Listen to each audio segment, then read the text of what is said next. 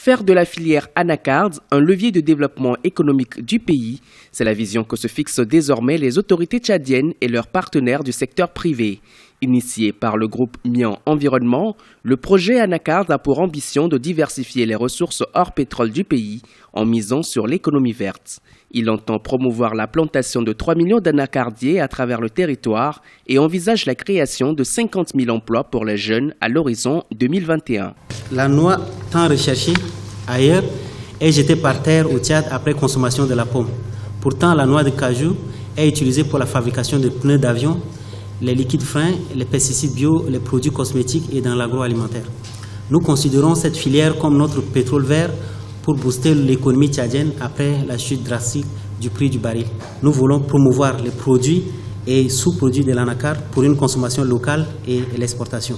Notre objectif étant de faire de la filière anacarde un levier de l'économie tchadienne. Les opérateurs économiques tchadiens trouvent en cette filière nouvelle une opportunité de se relancer dans le marché international de l'anacarde, surtout que les prévisions sont favorables. L'essor du secteur de la noix de cajou représente pour l'économie des pays producteurs une occasion inattendue, néanmoins bienvenue, qui permet de diversifier les exportations agricoles tout en contribuant à leur développement agro-industriel.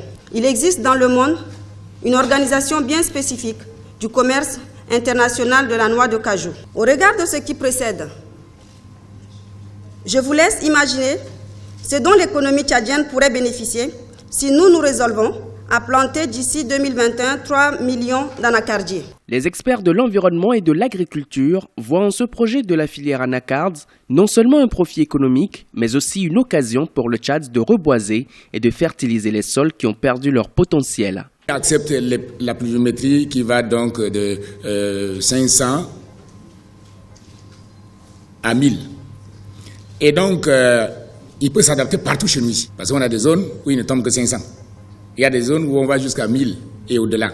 Et surtout, il peut être utilisé pour des sols, les sols qui sont les sols dégradés, sablonneux d'une manière générale. Notons que l'anacardier est une plante d'origine indienne et brésilienne, introduite en Afrique à partir des années 1950.